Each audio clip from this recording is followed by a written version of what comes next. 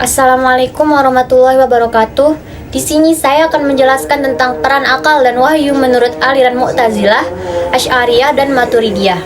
Yang pertama, perlu kita ketahui pengertian dari akal. Akal dalam kamus bahasa Arab, kata akala berarti mengikat atau menahan. Adapun secara istilah, akal memiliki arti daya berpikir yang ada dalam diri manusia dan merupakan salah satu dari jiwa yang mengandung arti berpikir. Bagi Al-Ghazali, akal memiliki beberapa pengertian. Pertama, sebagai potensi yang membedakan dari binatang dan menjadikan manusia mampu menerima berbagai pengetahuan teoritis. Yang kedua, pengetahuan yang diperoleh seseorang berdasarkan pengalaman yang dilaluinya dan akan memperluas budi pekertinya. Ketiga, akal merupakan kekuatan insting yang menjadikan seseorang itu mengetahui dampak semua persoalan yang dihadapinya, sehingga dapat mengendalikan hawa nafsunya.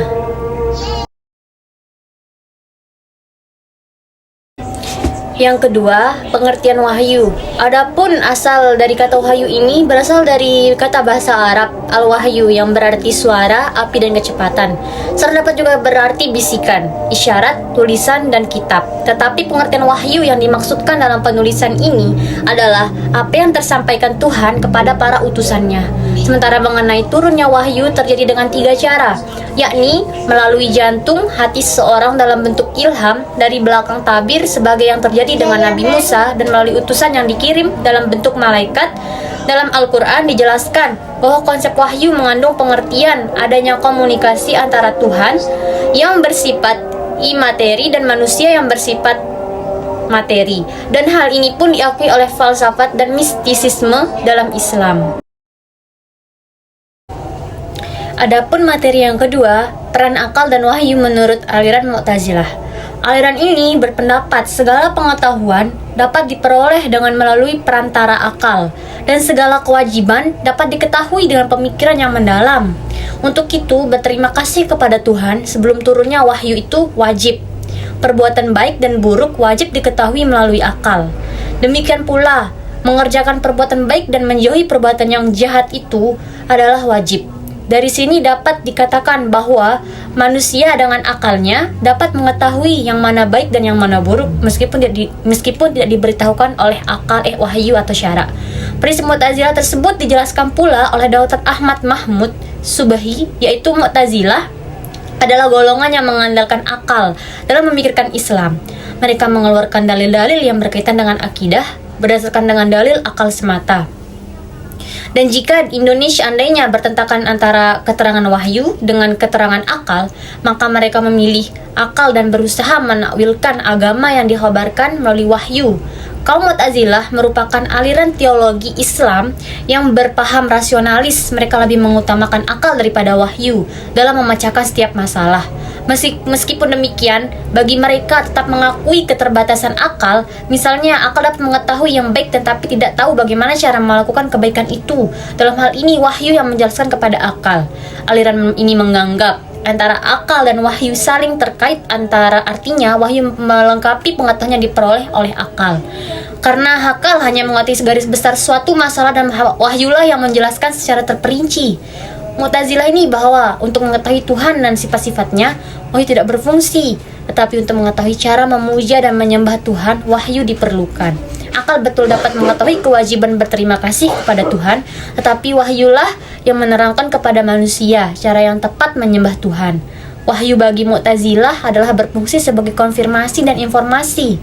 Artinya apa? Memperkuat apa yang telah diketahui oleh akal dan menerangkan apa yang belum diketahui oleh akal. Hanya saja, fungsi konfirmasi lebih banyak daripada fungsi informasi. Juga menjelaskan rincian hukum dan mengingatkan manusia terhadap kewajibannya.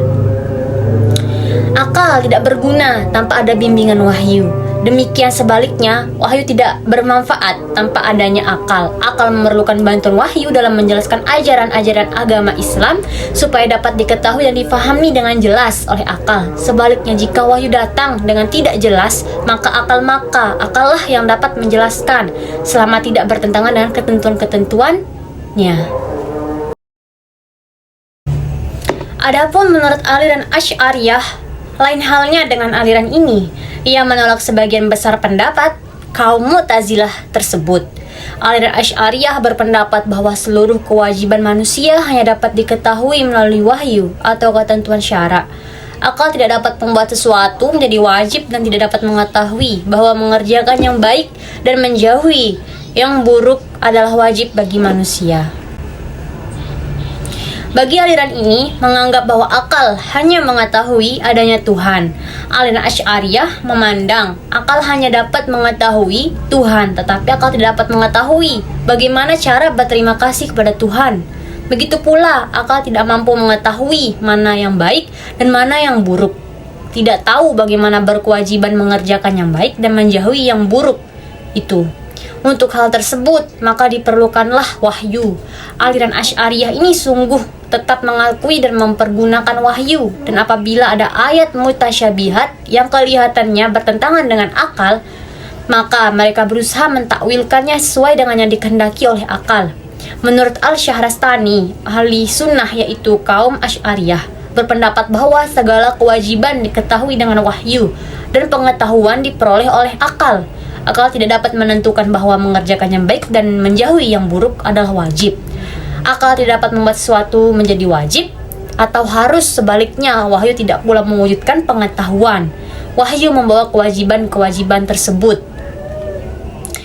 Aliran Asy'ariyah ini identik dengan faham Ahlus Sunnah wal Jamaah atau aswaja yang membatasi kemampuan akal. Mereka berpendapat bahwa akal hanya dapat mengetahui hal-hal yang bersifat duniawi, akan tetapi untuk mengetahui dan menetapkan apa yang baik dan yang buruk, akal tidak mampu mengatakannya kepada manusia. Kemampuan akal hanya sampai kepada mengetahui adanya Tuhan. Sekiranya tidak turun wahyu, maka manusia bebas berbuat apapun, karena memang tidak tahu kewajiban-kewajibannya dan mana larangan-larangannya. Aliran Asy'ariyah ini sangat menghargai dan mengutamakan kedudukan wahyu. Wahyu yang dipegangi oleh Asy'ariyah adalah nas-nas Al-Quran dan hadis. Mereka tidak menjadikan akal sebagai penentu terakhir untuk mentakwilkan nas-nas tersebut. Tidak berarti meninggalkan akal pikiran. Akal tetapi lebih dari hanya sekedar untuk memperkuat keterangan dari wahyu tersebut. Adapun menurut aliran Maturidiyah, aliran ini hidup pada masa aliran Asy'ariyah. Menurutnya, akal bisa mengetahui kewajiban untuk mengetahui Tuhan, seperti yang diperintahkan Tuhan dalam ayat-ayat Al-Qur'annya untuk menyelidiki atau memperhatikan alam, langit, dan bumi. Akan tetapi, meskipun akal semata-mata sanggup mengetahui Tuhan, namun akal tidak sanggup mengetahui dengan sendirinya hukum-hukum taklif atau perintah-perintah Tuhan. Berbeda dengan aliran Mu'tazilah yang mengatakan bahwa mengetahui Tuhan itu diwajibkan menggunakan akal, maka menurut aliran Maturidiyah, kewajiban mengetahui Tuhan dapat diketahui oleh akal. Tetapi sebenarnya kewajiban itu sendiri datang dari Tuhan. Akal sanggup mengetahui kebaikan dan keburukan, namun kewajiban itu datangnya dari wahyu. Karena akal semata-mata tidak dapat bertindak sendiri dalam kewajiban-kewajiban agama. Sebab yang mempunyai taklif atau mengeluarkan perintah agama hanya Tuhan itu sendiri. Bagi aliran Maturidiyah ini cenderung menseimbangkan antara wahyu dan akal. Ini berarti tidak semua perbuatan baik atau buruk dapat diketahui lewat akal. Ada juga perbuatan tertentu yang tidak jelas kebaikan dan keburukannya baru diketahui melalui wahyu. Sehingga jika ada persoalan yang dianggap bertentangan dengan wahyu, maka akal harus tunduk pada catatan wahyu.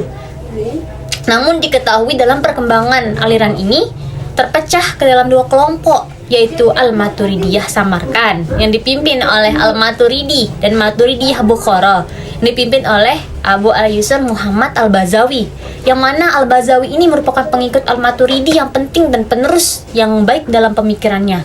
Nenek al-Bazawi menjadi salah satu murid Al-Maturidi yang mempelajari ajaran Maturidiyah dari kedua orang tuanya. Pengelompokan itu terjadi karena ada perbedaan pendirian mengenai wewenang akal. Bagi Maturidiyah Samarkand ini, akal manusia dapat mengetahui adanya Tuhan baik dan buruk serta mengetahui kewajiban bersyukur kepada Tuhan. Sementara itu, aliran Maturidiyah Bukhara ini berpandangan dia bahwa akal manusia hanya dapat mengetahui adanya Tuhan serta baik dan buruk. Sedangkan mengetahui kewajiban manusia merupakan wewenang wahyu, bukan dari wewenang akal. Itu menurut Al-Maturidiyah Bukhara. Mungkin hanya ini saja yang bisa saya sampaikan. Jika ada salah pengucapan di saat saya menjelaskan, saya minta maaf dan mohon maaf sebesar-besarnya. Wallahul muwaffiq ila aqwamit thoriq. Assalamualaikum warahmatullahi wabarakatuh.